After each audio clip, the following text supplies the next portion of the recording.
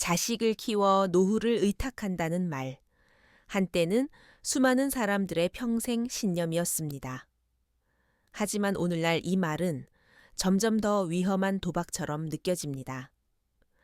자신의 존엄과 자유, 심지어는 노년의 삶 전체를 잃을 수도 있는 그런 도박 말입니다.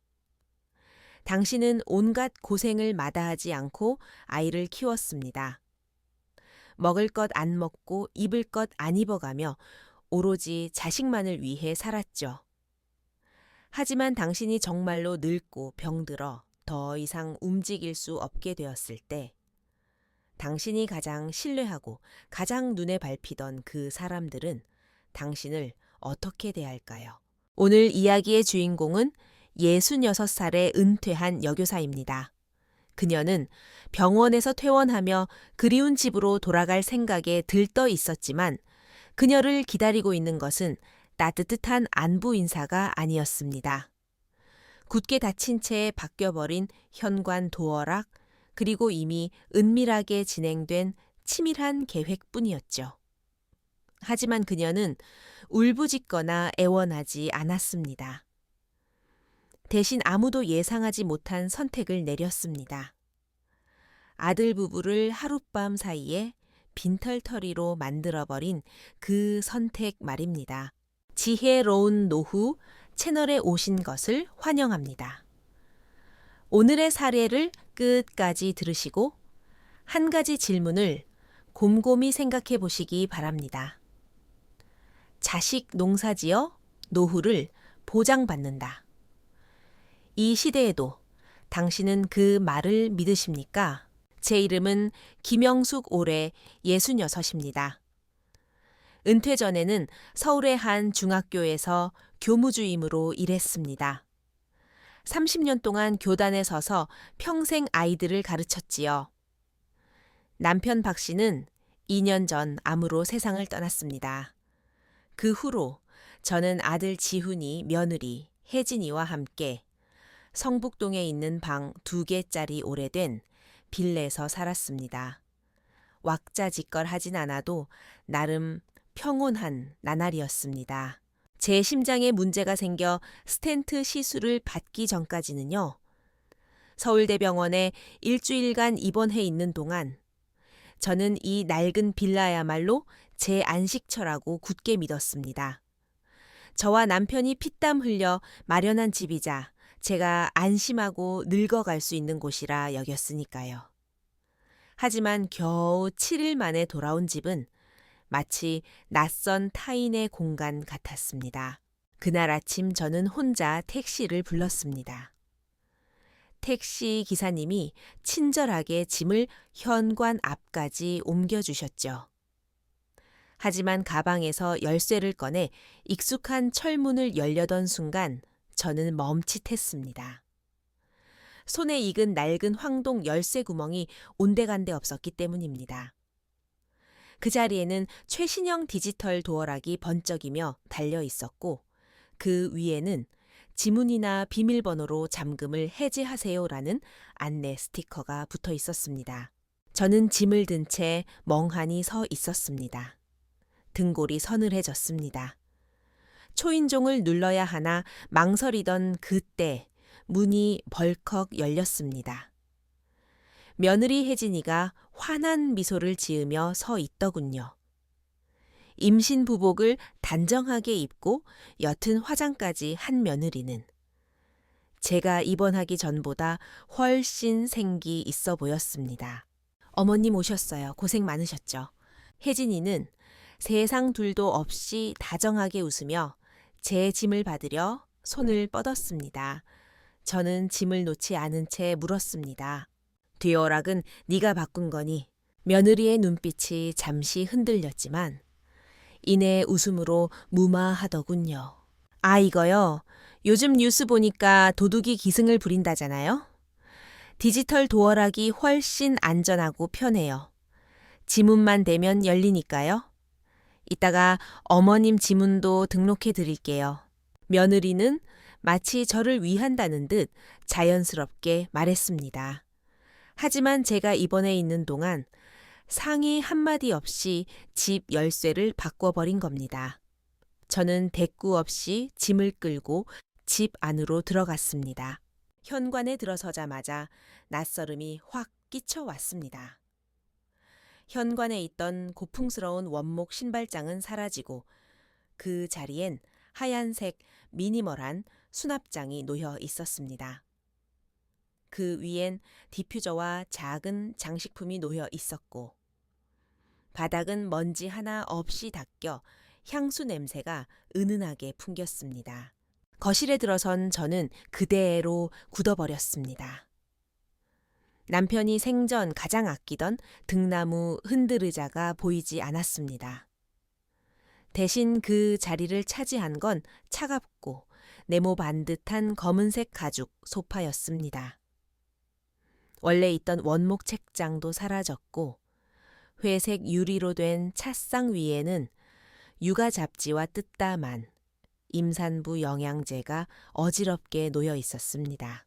가장 가슴이 아린 건 벽이었습니다. 남편이 직접 걸어두었던 서예 표구 액자가 사라지고 그 자리에 아들 지훈이와 며느리 혜진이의 웨딩 사진이 걸려 있었습니다. 사진 속 두 사람은 너무나 달콤하게 웃고 있었습니다. 안방으로 발걸음을 옮겼습니다. 저와 남편이 쓰던 방문은 그대로였지만 문지방 너머의 공기는 이미 변해 있었습니다. 뒤따라온 혜진이가 변명을 늘어놓기 시작했습니다. 어머님 입원해 계신 동안 집 정리 좀 했어요. 소파 꺼졌다고 계속 불편해 하셨잖아요. 그래서 이번 기회에 싹 바꿨어요. 나중에 애 태어나면 놀 공간도 필요하고 해서 겸사겸사 며느리는 너무나 당당했습니다. 마치 이 집 주인인 제가 실수로 돌아와 그들의 삶을 방해하는 불청객이라도 된 듯 했습니다. 저는 대꾸하지 않고 벽 쪽 수납장으로 가서 남편의 영정사진과 서예 작품을 찾았습니다. 문을 열자 맨 아래 칸에 신문지로 꽁꽁 쌓인 채 처박혀 있는 액자가 보였습니다. 마치 다시는 눈에 띄지 말라는 듯이요. 혜진이의 목소리가 등 뒤에서 들려왔습니다. 오해하지 마세요, 어머님. 아버님을 무시하는 게 아니라요. 곧 태어날 아기가 영정사진 보면 무서워할 수도 있잖아요. 풍수지리 보시는 분이 조상 물건은 안 보이게 넣어두는 게 태교에 좋다고 해서 저는 말없이 수납장 문을 닫았습니다. 이 집의 명의는 여전히 제 이름으로 되어 있지만 제 자리는 이미 지워지고 있었습니다. 저는 이 집에서 인겨 인간이었습니다. 내 집에 돌아온 첫날 제가 배운 교훈은 여기는 더 이상 나를 위한 곳이 아니다라는 것이었습니다. 침대에 잠시 걸터 앉아 숨을 고르고 있는데 혜진이가 노크를 하고 들어왔습니다. 손에는 삼계탕 국물 같은 걸 들이밀며 들어왔죠. 그릇 옆에는 어머님 건강이 최고예요 라고 적힌 포스트잇이 붙어 있었습니다. 어머님, 이제 막 퇴원하셨으니 몸조리 잘하셔야죠. 이거 제가 아침 일찍 시장 가서 사온 토종닭으로 고운 거예요. 소금이랑 약재 하나도 안 넣고 순수하게 국물만 냈어요. 그릇을 받아 냄새를 맡아보니 닭 비린내가 코를 찔렀습니다. 며느리는 침대 맡에 앉더니 등 뒤에서 컬러로 인쇄된 팸플릿 뭉치를 꺼내 제 무릎 위에 올려놓았습니다. 참 어머님, 제가 며칠 전에 시설 몇 군데를 둘러봤거든요. 여기 실버타운들 시설이 정말 끝내줘요. 정원도 있고 영양사도 따로 있고 매일 혈압이랑 심장 체크해주는 시스템도 있대요. 어머님처럼 심장 수술하신 분들한테 딱이에요. 저는 고개를 숙여 화려한 팸플릿을 내려다보았습니다. 표지에는 효심 셔신 실버타운 5성급 호텔식 요양 서비스라고 적혀 있었고 그 아래에는 큰 글씨로 월 입소비 300만 원부터 일일 세식 호텔식 식사 매일, 의료진 회진 온천 및 재활 치료 포함이라는 문구가 박혀 있었습니다. 심지어 가족 면회 셔틀 서비스라는 문구도 보였습니다. 혜진이는 해맑게 웃으며 말을 이었습니다. 여기 환경 진짜 좋아요. 게다가 전부 1인실이라 화장실도 따로 쓰고요. 제일 중요한 건 24시간 요양보호사가 상주한다는 거예요. 어머님 밤에 심장 안 좋아지셔도 바로 간호사가 달려올 수 있대요. 제가 물었습니다. 그래서 나보고 지금 당장 거기로 들어가라는 거니? 혜진이의 미소가 1초 정도 굳었다가 다시 살아났습니다. 에이, 아니에요. 당연히 몸 좀 추스르시고 천천히 준비하셔야죠. 그냥 미리 참고하시라고 보여드리는 거예요. 다 어머님 생각해서 그런 건데 말은 가볍게 했지만 말투에는 이미 모든 게 결정되어 있다는 듯한 확신이 깔려 있었습니다. 어머님도 아시잖아요. 아기 태어나면 집안이 시끄러워질 텐데 혹시 밤에 어머님 편찮으셔도 저희가 바로바로 못 챙겨 드릴까봐 걱정돼서 그래요. 전문적인 케어 받으시는 게 훨씬 안전하잖아요. 정말 어머님 쫓아내려는 거 아니에요? 제가 아무 말도 하지 않자 며느리는 혼자 신나서 팸플릿을 넘겼습니다.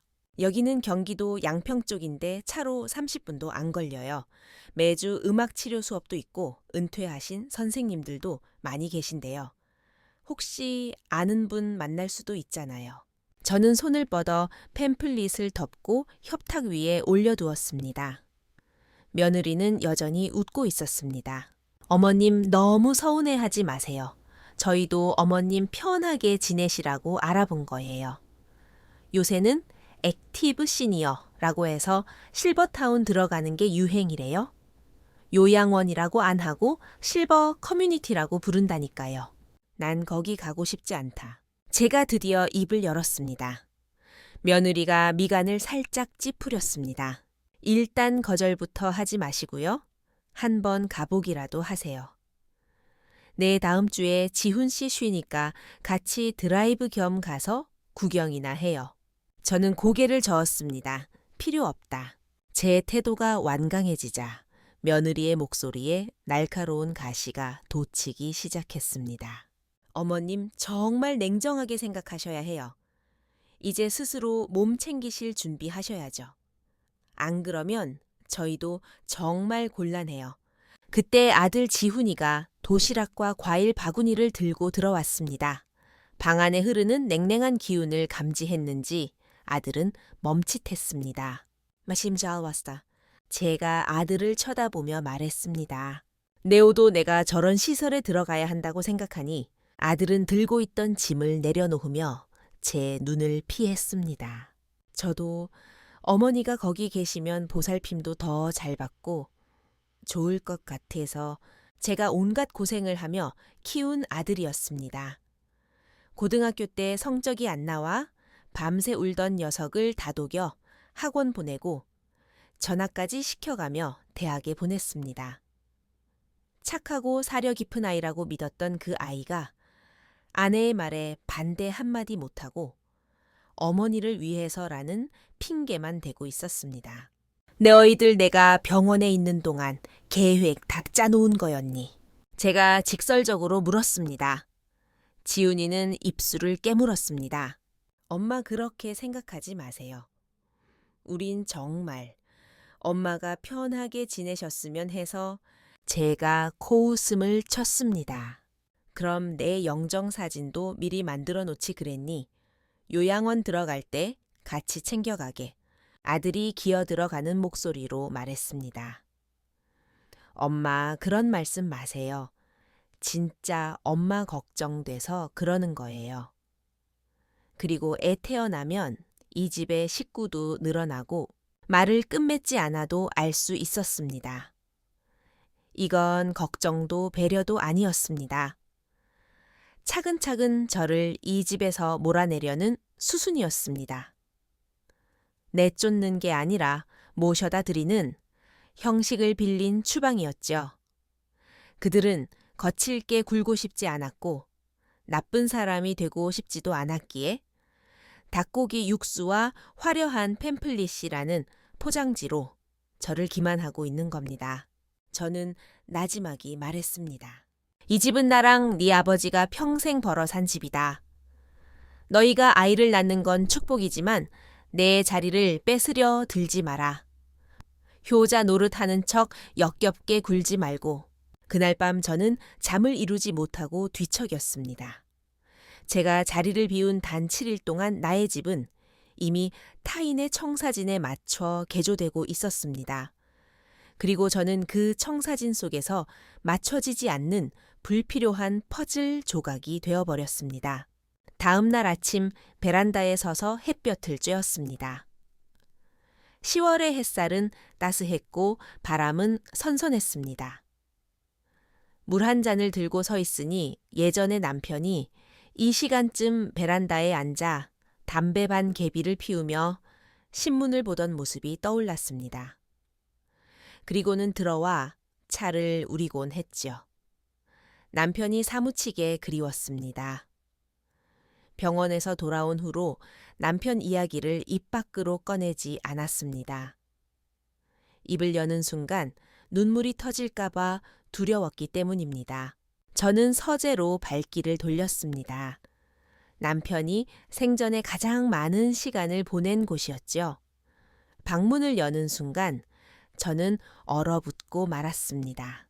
서재에는 빈 책상 하나와 접이식 의자 2개만 덩그러니 놓여 있었습니다. 벽면을 가득 채우던 원목 서가도, 벽에 걸린 족자도, 구석에 있던 고가구 찻상도 모조리 사라졌습니다.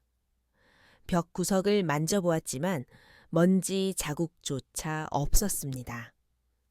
마치 그 가구들이 애초에 존재하지 않았던 것처럼요. 가장 가슴이 철렁 내려앉은 건 자사오차 주전자들이었습니다.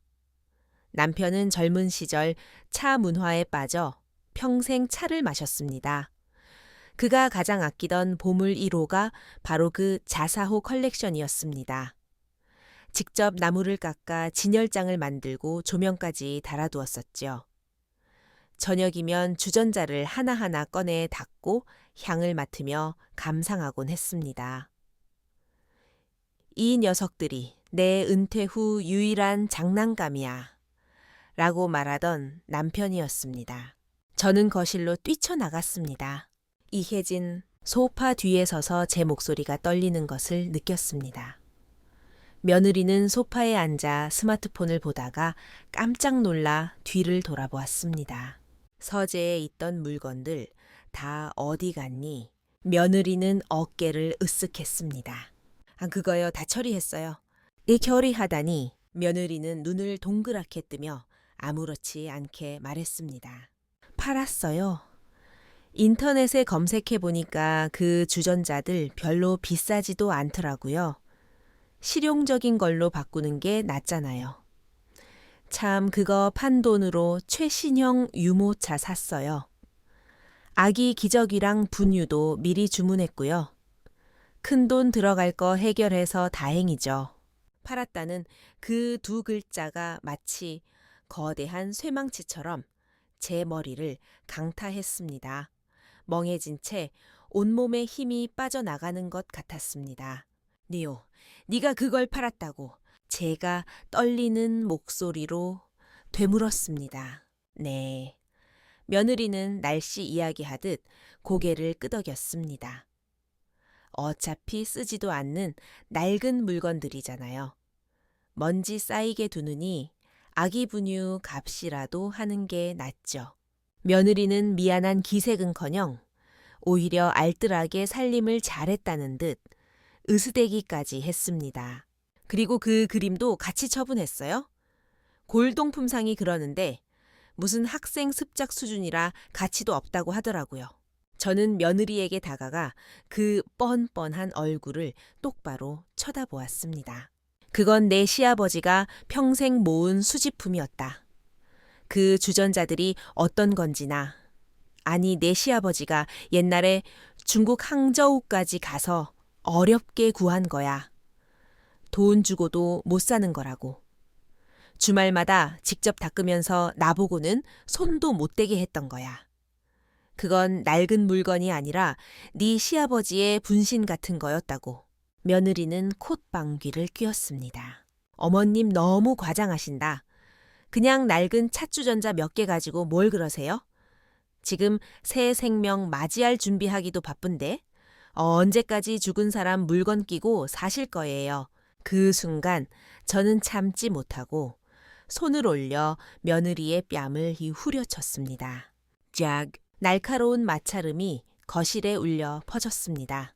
며느리는 뺨을 감싸 쥐고 멍하니 저를 바라보았습니다.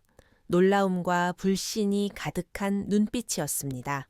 이내 눈물이 핑 돌더니 악을 쓰기 시작했습니다. 지금 절 때리신 거예요? 며느리는 분노에 찬 눈으로 저를 노려보았습니다. 미쳤어요. 노망 나셨어요? 저는 낮고 떨리는 목소리로 또박또박 말했습니다. 네가 감히 그 서재를 건드려. 네, 시아버지 물건에 손을 대. 어떻게 저를 때려요? 저 임신했거든요. 어머님 손자가 잘못되면 어쩌려고 이러세요. 그때 현관문이 열리고 지훈이가 들어왔습니다. 바닥에 주저앉아 울고 있는 아내와 붉게 부어오른 뺨을 본 아들이 달려왔습니다. 어머니가 나 때렸어. 미쳤나 봐 진짜. 혜진이가 지훈이를 붙잡고 울부짖었습니다. 지훈이는 저를 회액 돌아보며 소리쳤습니다. 엄마 왜 사람을 때려요? 저는 분노로 온몸을 떨며 말했습니다. 내 처가 네 아버지 물건을 다 팔아치웠다. 그게 뭔지 너는 알지? 네 아버지가 평생을 아끼던 거라고. 지훈이는 고개를 숙였습니다. 네오도 알고 있었구나. 제가 아들을 노려보았습니다. 서재 비우고 주전자 파는 거 너도 다 알고 있었어. 아들은 한숨을 내쉬었습니다. 그거 둬봤자 쓸모도 없잖아요. 혜진이 임신해서 돈 들어갈 때도 많은데 스트레스 받으면 안 되잖아요. 엄마는 고작 주전자 몇 개 가지고 왜 일을 이렇게 크게 만드세요? 그 말을 듣는 순간 머릿속이 하얗게 비어버리는 것 같았습니다. 고작 주전자 몇 개? 그건 내 아버지의 인생이었고 이 집에 남은 마지막 품위이자 기억이었다. 네 말은 아비가 죽었으니 그가 남긴 물건들도 다 죽어버려야 한다는 거냐? 아들이 고개를 저었습니다. 엄마는 왜 말을 그렇게 극단적으로 하세요? 극단적, 저는 허수음을 지었습니다. 네가 내 배 아파 낳은 자식이 아니었다면 난 네가 어디서 굴러먹던 놈인지 의심했을 거다.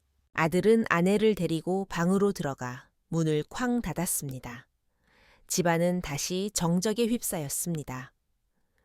저는 차가운 가죽 소파를 바라보며 이 집 어디에도 제가 앉을 곳은 없다는 걸 깨달았습니다. 제가 평생 갖고 온 이 집과 기억들이 저들에게는 그저 죽은 사람의 잡동사니에 불과했습니다.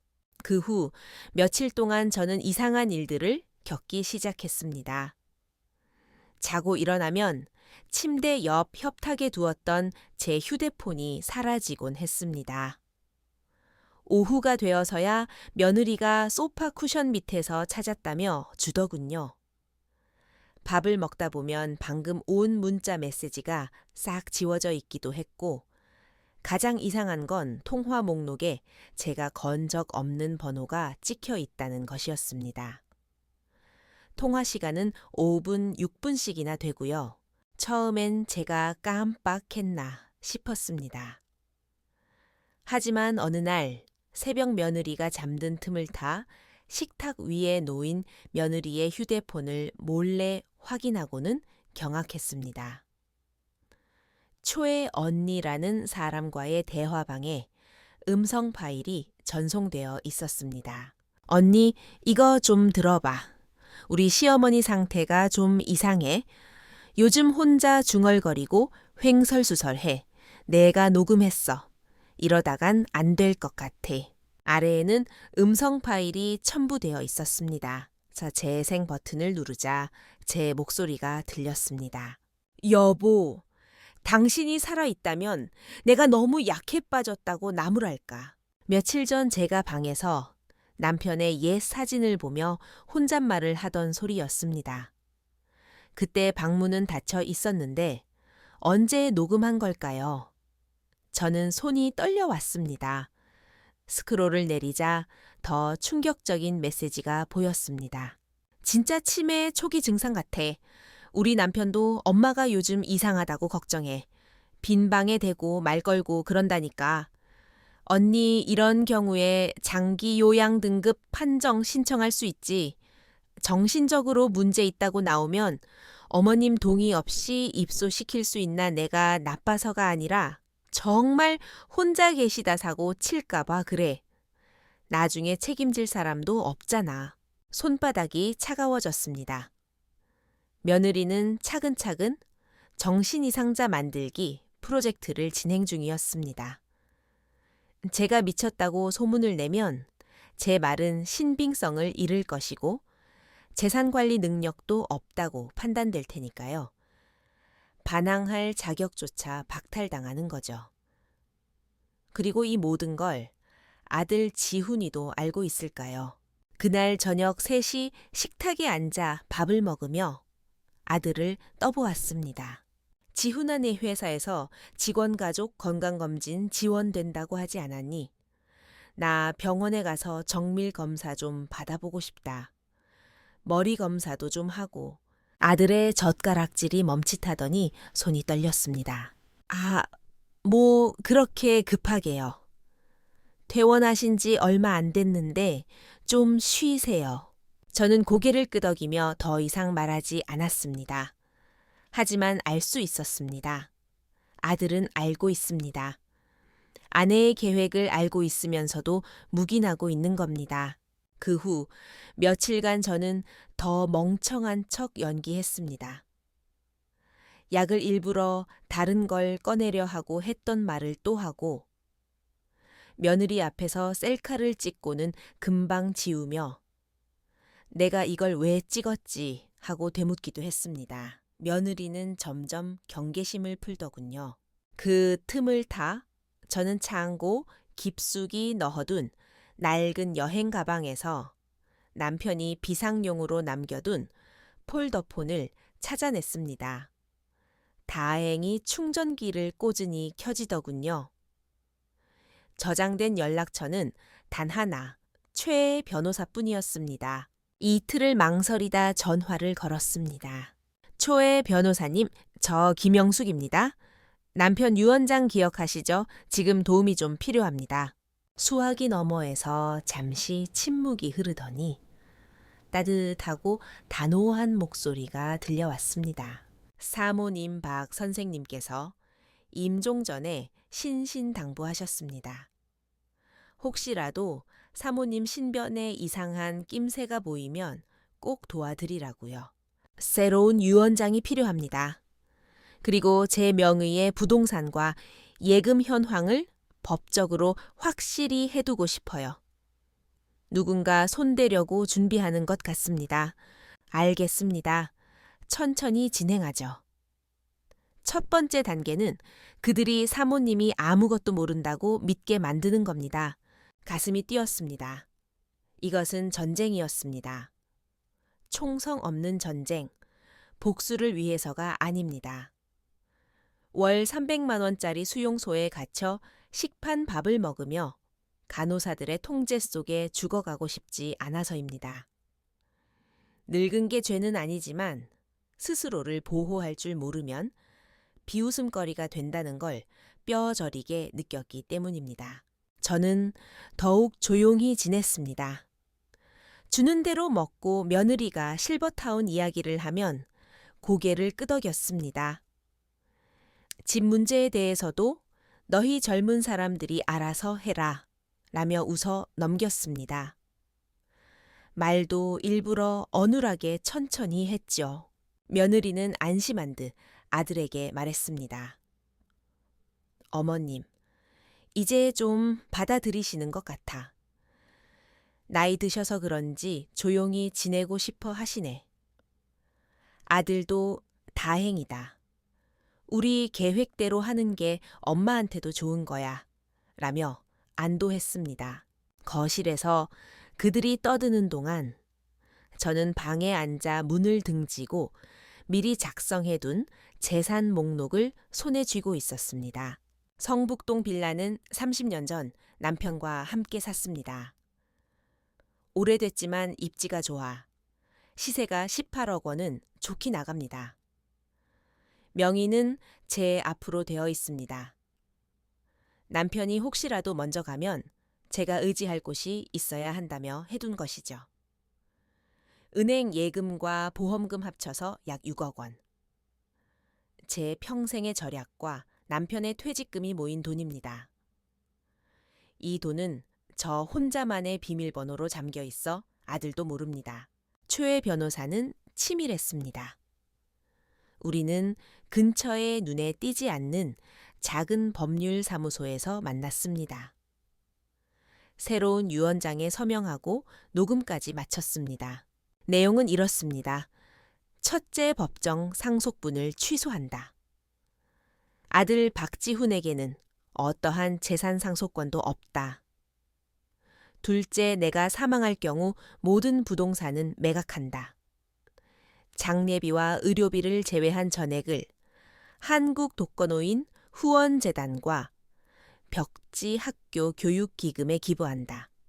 셋째, 만약 내가 생전에 불법적으로 신체의 자유를 구속당할 경우 요양원 강제 입소 등 변호사는 나를 대신해 형사 고소할 수 있으며 부동산 처분 금지 가처분 신청을 낸다. 이게 현재 사모님을 보호할 3단계 방어선입니다. 최 변호사가 말했습니다. 지금 사모님이 하실 일은 저항이 아니라 기다림입니다. 기다림이라뇨. 그들이 사모님이 포기했다고 믿게 만드는 거죠. 그러면 스스로 빈틈을 보일 겁니다. 만약 제가 갑자기 무슨 일을 당해서 손 쓸 틈도 없으면 어쩌죠? 최 변호사는 두툼한 서류 봉투를 꺼냈습니다. 비상신탁 계약과 사전연명 의료 의향서를 준비해뒀습니다. 병위급 시 처리 장례 재산 동결까지 모두 명시되어 있어 누구도 함부로 못합니다. 변호사 사무실을 나설 때 비가 부슬부슬 내리고 있었지만 마음은 오히려 든든했습니다. 다음 날 아침 식사 자리에서 며느리가 말을 꺼냈습니다. 어머님, 저희 다음 주에 서재 싹 비우고 아기 방으로 꾸미려고요. 괜찮죠. 저는 웃으며 고개를 끄덕였습니다. 그럼 괜찮고 말고 너희 하고 싶은 대로 해라. 나도 이제 집에 자주 없을 텐데. 며느리의 눈이 반짝였습니다. 정말 실버타운 가시게요. 그래, 늙어서 짐 되기 싫구나. 며느리는 기뻐서 두유를 엎지를 뻔했습니다. 어머님, 진짜 잘 생각하셨어요. 거기 정말 좋다니까요. 다음 주에 바로 수속 밟으러 가요. 저는 미소를 지으며 죽을 떠먹었습니다. 며느리는 자신이 이겼다고 생각하겠지만 이 체스 게임은 이제 막 시작된 참이었습니다. 저는 싸우고 싶지도 비련의 여주인공을 연기하고 싶지도 않았습니다. 그저 그들이 승리를 확신하고 방심했을 때 우아하고 깨끗하게 판을 엎어버리고 싶을 뿐이었습니다. 그날 밤 며느리가 서류 뭉치를 들고 제 방을 두드렸습니다. 어머님 집 문제 때문에 상의 좀 드릴게요. 지훈 씨 앞으로 명의를 미리 넘겨두는 게 어떨까 해서요. 나중에 리모델링 대출받기도 편하고 세금 문제도 좀 줄일 수 있거든요. 며느리는 마치 마트 전단지 이야기하듯 가볍게 말했습니다. 걱정 마세요. 어머님 쫓아내는 거 아니에요. 그냥 서류상으로만 바꾸는 거예요. 저는 부드럽게 웃었습니다. 이렇게 중요한 일을 며칠만 생각할 시간을 주겠니? 며느리는 놀란 눈치였지만 고개를 끄덕였습니다. 네, 당연하죠. 천천히 생각하세요. 며느리가 나가자마자 저는 서류를 찍어 초회 변호사에게 전송했습니다. 예상대로 부동산 증여 계약서였고 자발적 증여 확인서까지 붙어 있었습니다. 제 손으로 서명하게 해서 나중에 시어머니가 원해서 주신 거다 라고 떠벌릴 셈이었죠. 이틀 뒤 저는 아들에게 따로 할 말이 있다며 베란다로 불렀습니다. 저녁 바람이 쌀쌀했습니다. 저는 차를 따르며 아들을 조용히 응시했습니다. 그날 며느리가 준 서류가 뭔지 알고 있니? 아들은 쭈뼛거리며 고개를 끄덕였습니다. 명예 이전 이야기 들었어요. 어머니도 사인하실 거죠? 니오는 내가 사인해야 한다고 생각하니 아들이 우물쭈물했습니다. 어차피 나중엔 다 제 거 될 집이잖아요. 미리 해두면 대출받기도 좋고 절차상의 문제일 뿐이에요. 제가 아들을 뚫어지게 쳐다보았습니다. 뭐라고 엄마가 예전에 그러셨잖아요. 나중에 이 집은 너 줄 거라고. 엄마는 어차피 시설 들어가시면 관리하기도 힘들고 나는 나중에라고 했다. 하지만 너희는 내가 멀쩡히 살아있는 지금 내 집을 내놓으라고 하는구나. 이게 네가 말하는 효도니?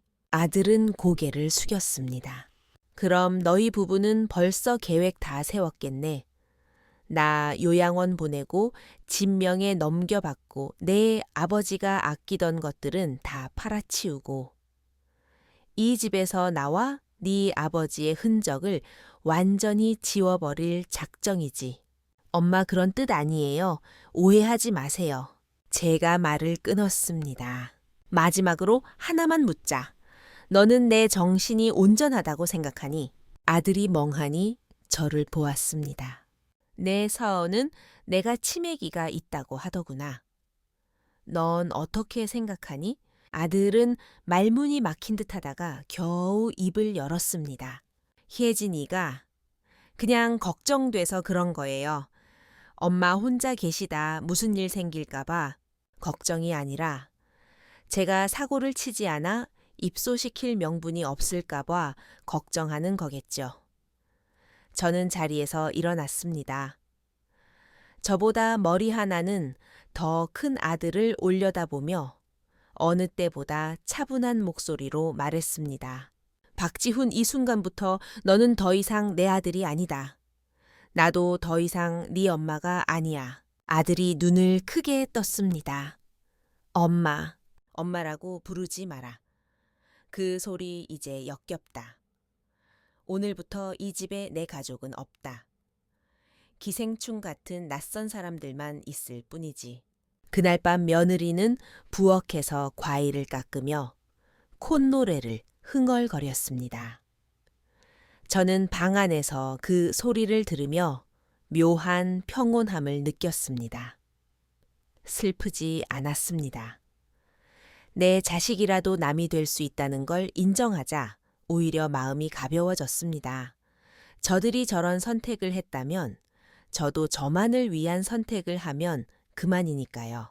일주일 후 며느리는 집들이 초대장을 거실에 붙였습니다. 분홍색 풍선과 금색 글씨로 우리의 새로운 시작 행복한 보금자리에 초대합니다. 라고 적혀 있었죠. 토요일 오후 장소는 우리 집이었습니다. 어머님 친정 식구들 몇 명 불렀어요. 어머님도 나와서 같이 인사하고 맛있는 거 드세요. 어머님 건강하신 모습도 보여주고요. 저는 빨래를 개며 아무 대꾸도 하지 않았습니다.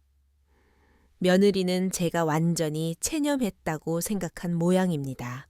토요일 오후 거실은 잔칫집 분위기였습니다. 출장 뷔페 음식이 차려지고 지훈이와 혜진이가 앞치마를 두르고 찍은 사진이 테이블 위에 놓여 있었습니다. 우리들의 신혼집이라는 문구와 함께요. 혜진이의 친정 식구들이 들이닥쳤습니다. 어머 집 너무 좋다. 인테리어도 깔끔하고. 혜진이 너 진짜 능력 좋다. 시어머니를 아주 꽉 잡았네. 혜진이는 입이 귀에 걸려 친척들에게 자랑을 늘어놓았습니다. 심지어 아직 서명도 안 된 서류 복사본을 흔들며 보여주더군요. 이계명의 이전 서류예요. 변호사님이 다 준비해 주셨고 어머님 도장만 찍으면 끝나요. 그때 저는 창가 1인용 소파에 앉아 녹차를 마시고 있었습니다. 혜진이는 제가 투명 인간인 양신경도 쓰지 않았습니다. 분위기가 무르익자 혜진이가 마이크를 잡았습니다. 여러분 와주셔서 감사합니다. 원래 시어머니 혼자 사시던 집인데 이제 저희 세 식구를 위해 기꺼이 공간을 물려주시기로 하셨어요. 어머님께 정말 감사드리고 저희가 잘 모시겠습니다. 박수 소리가 터져 나왔습니다. 역시 효부네, 효부야 하는 소리도 들렸습니다. 저는 천천히 자리에서 일어나 며느리 옆으로 걸어갔습니다. 어머님 한 말씀 하시게요. 저는 마이크를 뺏지 않고 육성으로 또렷하게 말했습니다. 방금 이 집이 내 거라고 했니? 제 말은 이제 곧 그렇게 될 거라는. 좌중이 조용해졌습니다. 저는 품에서 능기권리증 원본을 꺼내 펼쳐 보였습니다. 소유자 김영숙이라는 이름이 선명했습니다. 여러분, 저는 어떠한 증여 서류에도 서명한 적이 없습니다. 이 집은 현재 법적으로 온전히 제 소유입니다. 누군가 이미 자기 집인 양 떠들고 다닌다면 그건 허위 사실 유포이자 사기입니다. 며느리의 얼굴이 사색이 되었습니다. 지훈이가 벌떡 일어났습니다. 엄마 왜 사람들 앞에서 이러세요? 저는 차가운 눈으로 아들을 보았습니다. 네 아내가 방금 한 말 전부 녹음했다. 서류 보여주며 자기네 집인 척한 것도 증거가 되겠지. 변호사에게 넘길 거다. 저는 손님들을 향해 말했습니다. 오늘 잔치는 방해하지 않겠습니다. 손님들이 무슨 죄가 있겠습니까? 다만 분명히 말씀드립니다. 오늘 밤이 이 두 사람이 이 집에서 자는 마지막 밤이 될 겁니다. 내일 아침 변호사를 통해 정식 퇴거 통보가 갈 겁니다. 일주일 내로 짐 싸서 나가지 않으면 주거 침입 및 퇴거 불응으로 경찰 부르겠습니다. 정막이 흘렀습니다. 냄비 끓는 소리만 요란했습니다. 친척들은 눈치를 보며 하나둘 가방을 챙겨나가기 시작했습니다. 혜진이가 파랗게 질린 입술로 떨며 말했습니다. 어머님, 어떻게 이러실 수가 있어요. 난 너희를 오래 참았다. 도어락 바꾸고 서재 털고 주전자 팔고 나를 치매 환자로 몰아 요양원 보내려던 수작까지 다 기억하고 있다.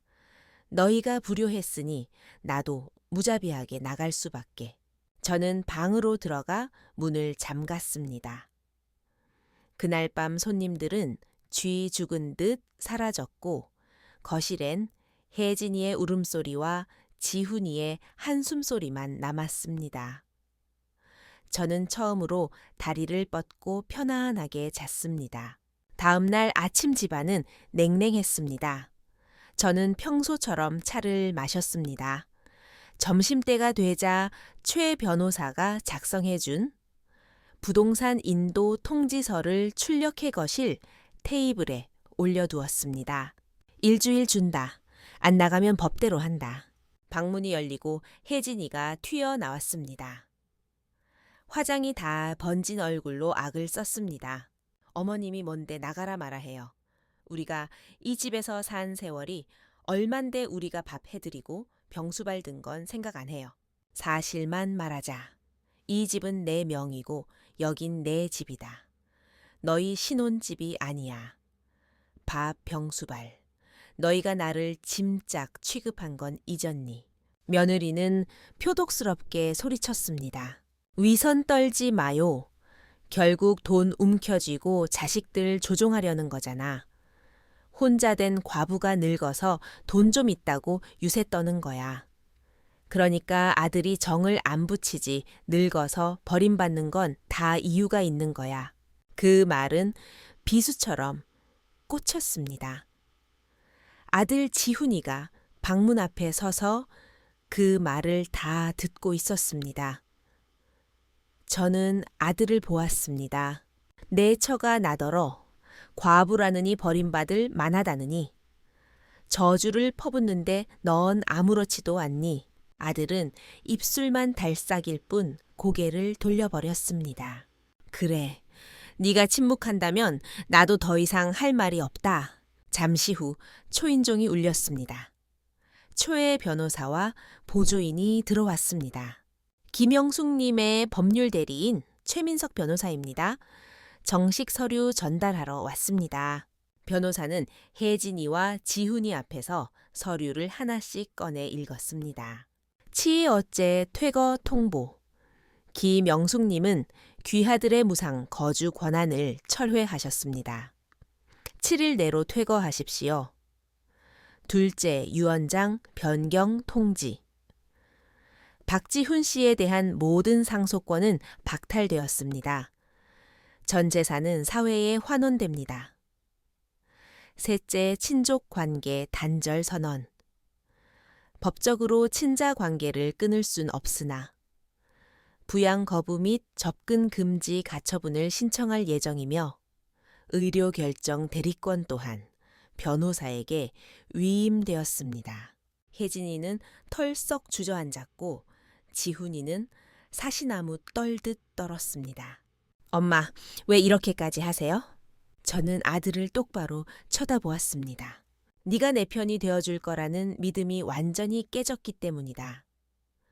너는 아버지가 아끼던 물건이 팔려나갈 때도 침묵했고 내가 정신병자 취급받을 때도 침묵했다. 내 존엄을 짓밟은 대가다. 이제 나는 내 것을 찾겠다.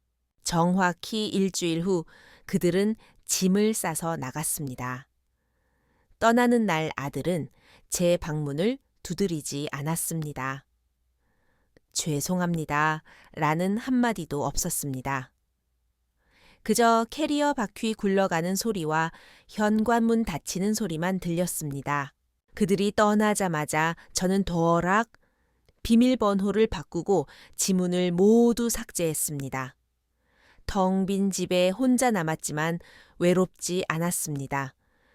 오히려 가슴 한 구석이 뻥 뚫린 듯 시원하면서도 쓰라렸습니다. 내 젖을 먹이고 키운 자식이 남보다 못한 사이가 되어 떠나갔으니까요. 하지만 슬픔과 정신을 차리는 것은 별개의 문제입니다. 얼마 후 성북동 빌라는 좋은 가격에 팔렸습니다. 세금을 제하고도 17억 원 정도가 남았습니다. 저는 약속대로 제 노후 자금과 의료비를 제외한 나머지를 기부하기로 공증받았습니다. 기부 서류에 도장을 찍는 순간 묵은 체증이 내려가는 것 같았습니다. 저는 강원도 양평의 조용한 전원주택으로 이사했습니다. 텃밭에 상추를 심고 뒤편엔 가을이 흐르는 작은 집입니다. 서재에 남편 사진을 다시 걸고 인사동에서 새로 산 자사오들을 진열했습니다. 아침 6시에 일어나 차를 마시고 라디오를 듣습니다. 가끔 읍내 장터에 나가고 저녁엔 일기를 씁니다. CCTV도 녹음기도 가식적인 효도 사진도 없는 온전한 저만의 삶입니다. 어제 저녁 문자가 한 통 왔습니다. 발신인은 박지훈. 엄마, 정말 잘못했어요. 혜진이랑은 헤어졌어요. 지금 고시원에 혼자 있어요. 직장도 그만두고 정말 후회돼요. 한 번만 용서해 주시면 안 될까요? 저는 그 문자를 한참 바라보았습니다. 손가락이 잠시 머뭇거렸지만 이내 삭제 버튼을 눌렀습니다. 답장은 하지 않았습니다. 어떤 잘못은 미안하다는 말로 덮을 수 없습니다. 저를 버리려 했던 건 그 아이였고 이제 와서 돌아오고 싶어 하는 것도 그 아이의 욕심일 뿐입니다. 저는 남편이 남긴 옛날 폴더폰을 꺼내 봉투에 담아 변호사에게 보냈습니다. 이제 이 비상용 전화기는 필요 없습니다. 저는 엄마라는 직책에서 은퇴했습니다. 이제 저는 그저 김영숙입니다. 혹시 이 글을 읽고 계신 여러분도 저와 비슷하신가요? 자식 눈치 보며 며느리 비위 맞추며 내가 참으면 집안이 평화롭겠지 라고 생각하시나요? 저는 여러분께 독해지라고 권하는 게 아닙니다. 다만 내 지갑, 내 집, 내 존엄은 내가 지켜야 한다는 말씀을 드리고 싶습니다. 재산은 죽을 때까지 놓지 마세요. 자식을 못 믿어서가 아니라 나 자신을 지키기 위해서입니다. 설마 내 자식이라는 생각은 버리세요. 그 설마가 사람 잡습니다. 오늘도 저는 차를 마시며 혼자 중얼거립니다. 나는 누구의 엄마도 누구의 짐도 아니다. 나는 그냥 나다. 여러분의 노후는 안녕하십니까? 제 이야기가 여러분께 작은 울림이 되었기를 바랍니다. 감사합니다.